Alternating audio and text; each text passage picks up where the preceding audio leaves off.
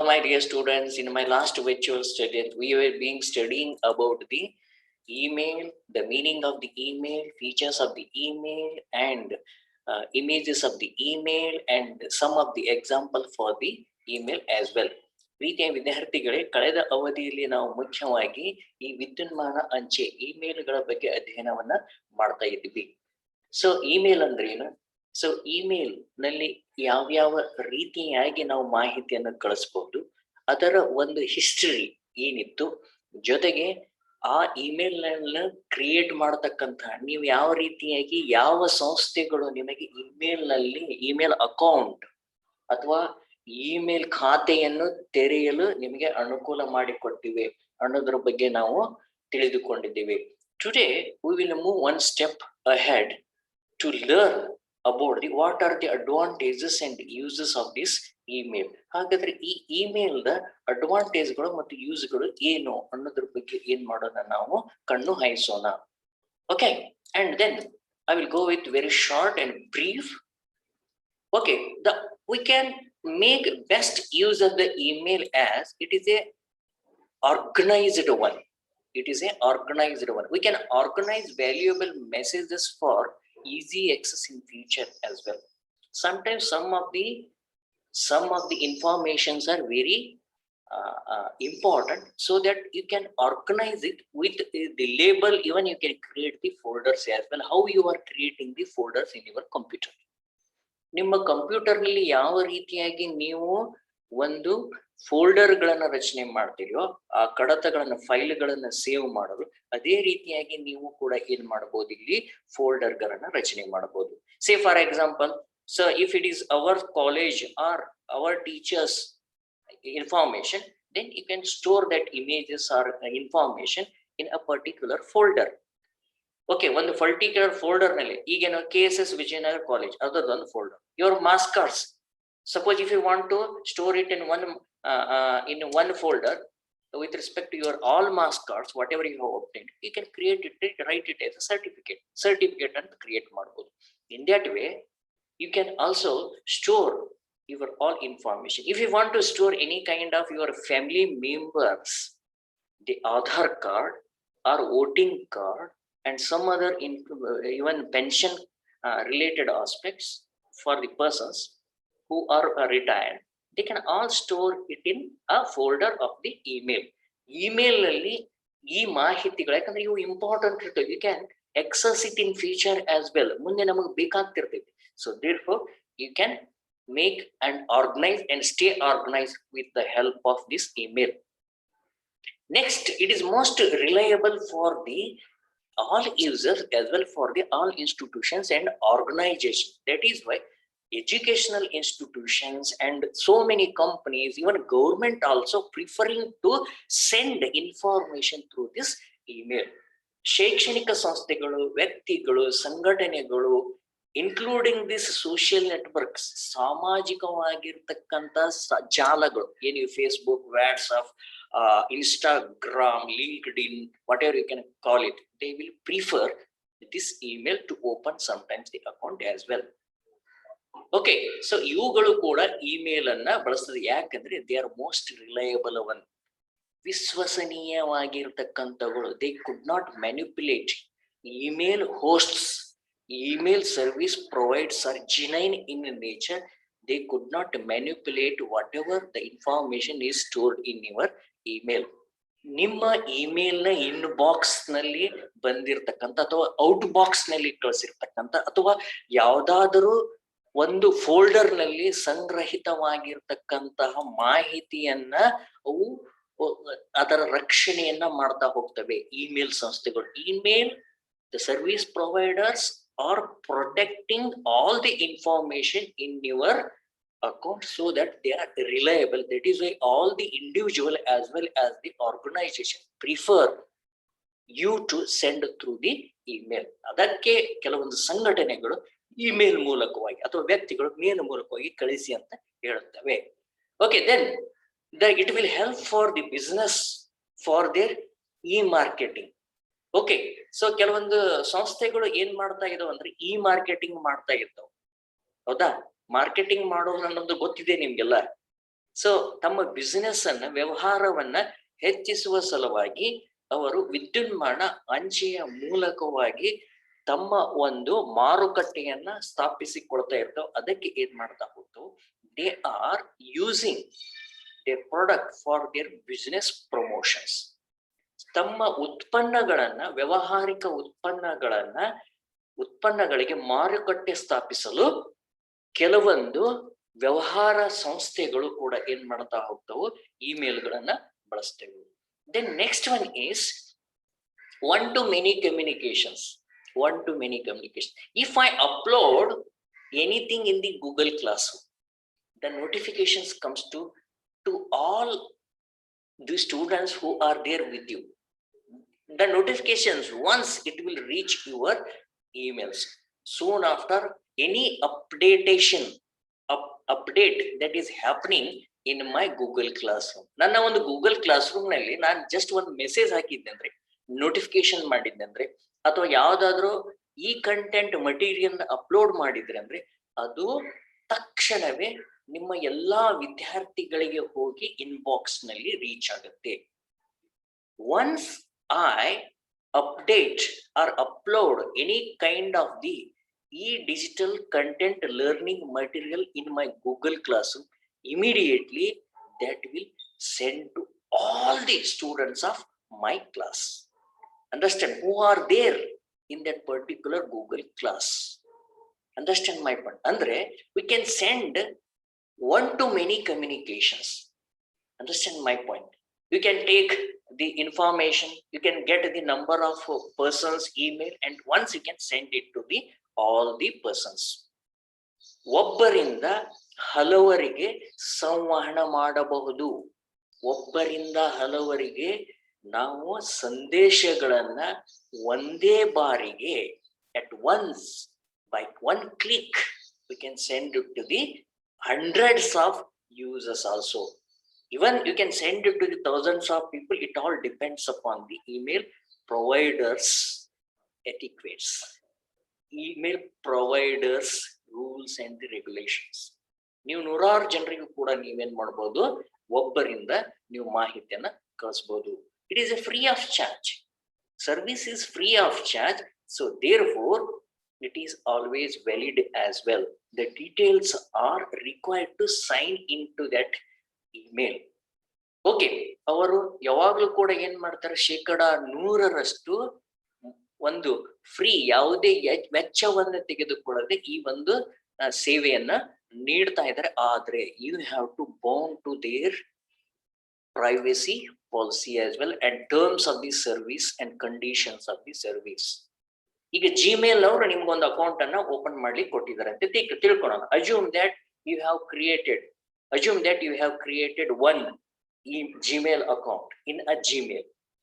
Okay, but you have to follow all the conditions, rules and regulations of the service providers, and also in relation to the privacy policy of the email providers.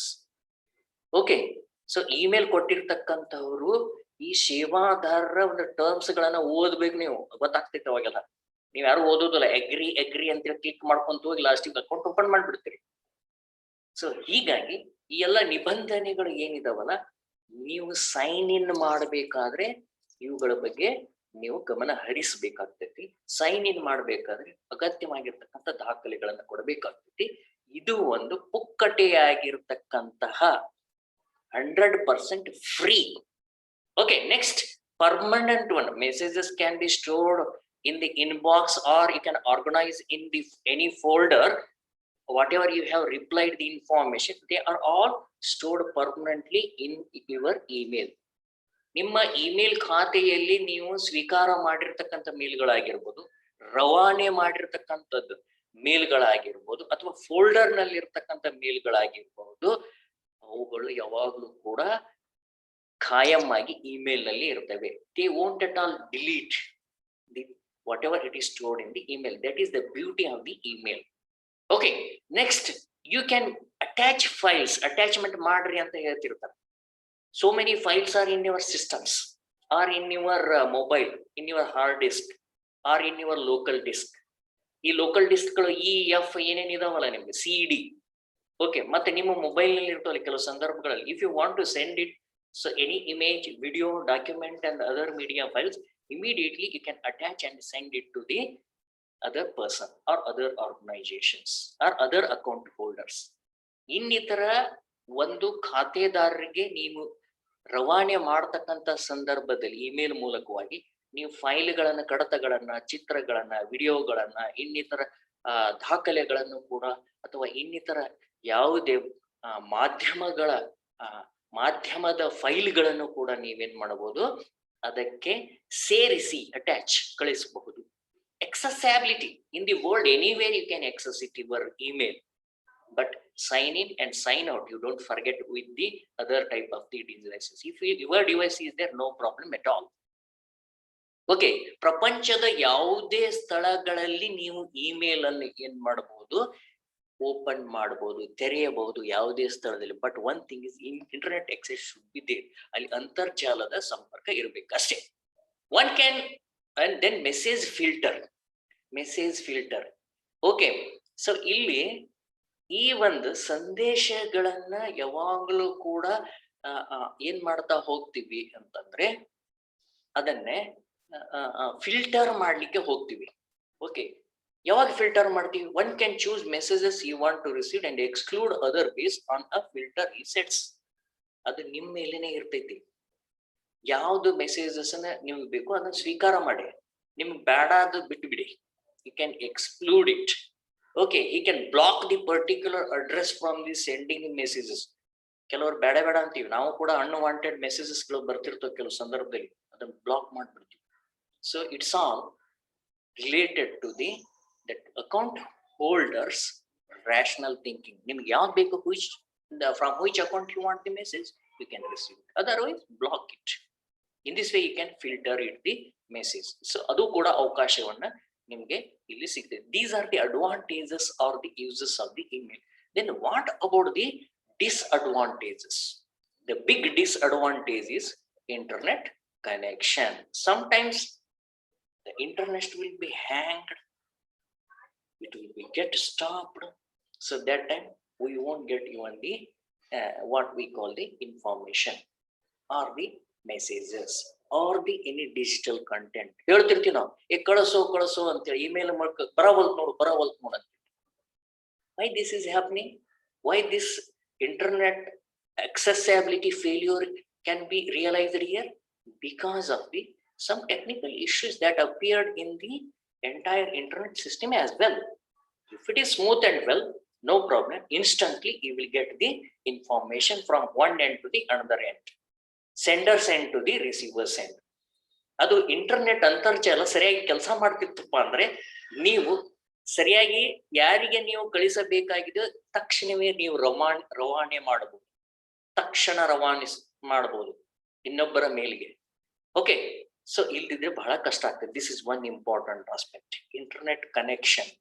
So therefore accessibility, you can access your mail, must internet connection should be there always, it should be properly functioning. Next, spam. This is most important that I wanted to see here. Sometimes these advertisers and some are involving the phishing activities, spreading the malwares and the viruses. So they want to get into your email, they want to hack, trouble you to entire system of your computer and also to your account. So that is why these are irrelevant, unsolicited messages that we are receiving through the internet. ಕೆಲವೊಮ್ಮೆ ಅಂತರ್ಜಾಲದ ಮೂಲಕವಾಗಿ ಇದಕ್ಕೆ spam ಅಂತ ಕರಿತೀವಿ ಅದಕ್ಕೆ. Okay, ಬೃಹತ್ ಕಂಪನಿಗಳು ಕೆಲವೊಮ್ಮೆ ಈ ಮಾಲ್ವೇರ್ ಆಕ್ಟಿವಿಟಿಗಳು, ಕೆಲವೊಮ್ಮೆ ನಿಮ್ಮ ಮಾಹಿತಿಯನ್ನು ಫಿಶಿಂಗ್ ಮಾಡತಕ್ಕಂಥದ್ದು ಅಂದ್ರೆ ಕದಿಯುವವರು. ಓಕೆ, ಕೆಲವೊಮ್ಮೆ ನಿಮ್ಮ ಅಕೌಂಟ್ ಅನ್ನ ಹಾಳು ಮಾಡ್ತಕ್ಕಂಥವ್ರು ಅಥವಾ ನಿಮ್ಮ ಸಿಸ್ಟಮ್ ಅನ್ನ ಹಾಳು ಮಾಡ್ತಕ್ಕಂಥವ್ರು. ಸೊ ಈ ಎಲ್ಲವುಗಳು ಏನಾಗ್ತಾ ಇರ್ತಾವು, ಇಮೇಲ್ ಮೂಲಕವಾಗಿ ಸಾಧ್ಯತೆ ಇರ್ತೈತಿ. ಅದಕ್ಕೆ see here, this is an irrelevant or unsolicited messages sent over the internet typically to a large number of users. It can be for advertising, phishing, spreading, malware activities. Okay, therefore you have to be cautious before opening it. So think of this one. ಈ spam ನಲ್ಲಿ ಬಂದಿರ್ತೈತಿ ಅಂತ ಹೇಳ್ತಿರ್ತಾರೆ, ನೋಡ್ಬೋದು ನೀವು, spam ಅಂತ option ಇದೆ ಇಲ್ಲಿ. ಹೌದಾ, ಅಲ್ಲಿ ಎಲ್ಲಾ ಮೆಸೇಜ್ಗಳು ಬಂದ್ ಬಿದ್ದಿರ್ತಾವ. ಹೌದಾ, ಆ ಸ್ಪ್ಯಾಮ್ ನಲ್ಲಿ ನೀವು ಓಪನ್ ಮಾಡಿದ್ರಂದ್ರೆ ಬಹಳ ಹುಷಾರಾಗಿ ಓಪನ್ ಮಾಡಿ ಅಷ್ಟೇ, ಮತ್ತಿನ್ನೇನು ಅಲ್ಲ. So there large number of the advertising, phishing, malware activities, they are harming to your account and your system as well. ನಿಮ್ಮ ಕಂಪ್ಯೂಟರ್ ವ್ಯವಸ್ಥೆಗೆ, ನಿಮ್ಮ ಒಂದು ಖಾತೆಗೆ, ಅಥವಾ ನಿಮ್ಮ ಖಾತೆಯಲ್ಲಿರ್ತಕ್ಕಂಥ ಮಾಹಿತಿಯನ್ನ ಕದಿಯುವಿಕೆಗೆ, ಅಥವಾ ಮಾಲ್ವೇರ್ ಗಳನ್ನು ಬಳಸಿಕೊಂಡು ನಿಮ್ಮ ಖಾತೆಯನ್ನ ಹಾಳು ಮಾಡ್ತಾ ಇರ್ತವೆ. ಇದ್ರ ಬಗ್ಗೆನೇ ಇಮೇಲ್ ಒಂದು ದೋಷವನ್ನು ಹೊಂದಿದೆ, disadvantage of this one. Then virus, ಅದೇ ರೀತಿಯಾಗಿ see here, virus are spread via emails especially through attachments. ನೀವು ಅಟ್ಯಾಚ್ಮೆಂಟ್ ಅಂತ ಹೇಳಿದ್ರಲ್ಲ, ಹೌದಾ, ಕಡತಗಳನ್ನ ಸೇರಿಸ್ತಕ್ಕಂಥದ್ದು. So however, some email providers like Gmail give tool for scanning attachment. ಅದಕ್ಕೆ ಜಿಮೇಲ್ ಅವ್ರು ಏನ್ ಕೊಟ್ಟಿದ್ದಾರೆ ಅಂದ್ರೆ ಒಂದು ಟೂಲ್ ಅನ್ನು ಕೊಟ್ಟಿದ್ದಾರೆ, ಸ್ಕ್ಯಾನ್ ಮಾಡಿ ಅಪ್ಲೋಡ್ ಮಾಡಿ ಅಂತ ಹೇಳಿ. ಹೌದಾ, ಅರ್ಥ ಆತಲ್ಲ ಹೇಳುದು. ಇಮೇಲ್ಗಳು, ವೈರಸ್ಗಳು ಕೆಲವು ಸಂದರ್ಭಗಳಲ್ಲಿ ಫೈಲ್ಗಳನ್ನ ಅಥವಾ ಕಡತಗಳನ್ನ ಅಥವಾ ಇಮೇಲ್ ಯಾವುದೇ ಡಿಜಿಟಲ್ ಫಾರ್ಮ್ಯಾಟ್ ಗಳನ್ನ ನಾವು ಅಟ್ಯಾಚ್ ಮಾಡತಕ್ಕಂಥ ಸಂದರ್ಭದಲ್ಲಿ ವೈರಸ್ ಗಳನ್ನ ಕಳಿಸ್ತಕ್ಕಂಥ ಸಾಧ್ಯತೆ ಇರ್ತೈತಿ. ಅದಕ್ಕೆ ನೀವು ಯಾವಾಗಲೂ ಕೂಡ ಹುಷಾರಾಗಿರ್ಬೇಕಾಗುತ್ತೆ. Therefore, you have to scan before sending or before opening anything else. Then phishing, this is most important aspect. This is the way of scamming one through sending false messages about a company or otherwise in order to steal his information for many purposes. ಕೆಲವೊಮ್ಮೆ ನೋಡ್ರಿ, ನೀವು ಕಾಲ್ ಬರ್ತಿರ್ತಾವ ಒಮ್ಮೊಮ್ಮೆ, ಹೌದಾ, ಬ್ಯಾಂಕ್ನವ್ರ ಕಾಲು, ಅವ್ರದ್ ಕಾಲು, ಇವ್ರ ಕಾಲು, ನಮ್ ಕಿರಿಕಿರಿ ಆಗ್ಬಿಡ್ತಿರ್ತೈತಿ. ಸುಮ್ನೆ ಮಾಹಿತಿಯನ್ನ ಕೇಳ್ತಾ ಇರ್ತಾರೆ. ನಮ್ಗೆ ಲೋನ್ ಕೊಡ್ತೀವಿ ಅಂತಾರ, ನಾವು ಬೇಡಪ್ಪ ಅಂತ ಇರ್ತೀವಿ. ಹೌದಾ, ನಾವು ಅಲ್ಲಿಂದ ಮಾತಾಡ್ತೀವಿ ಅಂತ ಹೇಳ್ತಿರ್ತಾರೆ. ನೀವು ಯಾವ್ದಾರ ಬ್ರೋಕರ್, ಇದು ಯಾವ್ದು ಅದು ಸ್ಟಾಕ್ ಎಕ್ಸ್ಚೇಂಜ್ ಗೆ ಸಂಬಂಧಪಟ್ಟಂಗ ಮಾಹಿತಿ ಕೇಳ್ತಿರ್ತಾರೆ. ಆಧಾರಕ್ಕೆ ಯಾರು ನೀವು ಅಂತ ಕೇಳ್ಬೇಕು ಮೊದಲು, ಅವ್ರಿಗೆ ಆಧಾರ್ ಕೊಡ್ಬೇಕಾಯ್ತಪ್ಪ ಅಂದ್ರೆ ನೀವು. ಸೊ ದೇರ್ಫೋರ್, ಯಾಕೆ ಅವೆಲ್ಲ ಮೆಸೇಜ್ಗಳು ಹೆಂಗ್ ಬರ್ತಾ ಇದಾವು, ನಮ್ ನಂಬರ್ ಸಹಿತ ಗೊತ್ತಿರುವುದಿಲ್ಲ ಅವ್ರಿಗೆ. So because of the spam phishing activities, they want to send false images on one side and they want to steal the information what is there in your account. ನಿಮ್ಮ ಖಾತೆಯಲ್ಲಿರ್ತಕ್ಕಂಥ ಮಾಹಿತಿಯನ್ನು ಕದಿಯುವುದಕ್ಕೂ ಮಾಡ್ತಾರೆ, ಕೆಲವೊಂದು ತಪ್ಪು ಸಂದೇಶಗಳನ್ನ ಕಳಿಸ್ತಾ ಇರ್ತಾರೆ. Sometimes they will send all the informations which are not at all useful for you. Okay, so dear students, so in this period we have studied about the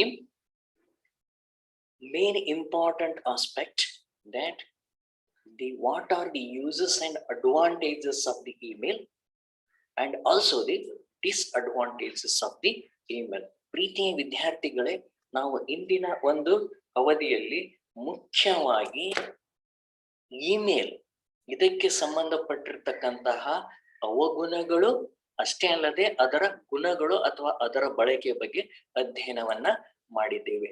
Okay, I hope it is a time for winding the session. Thank you very much.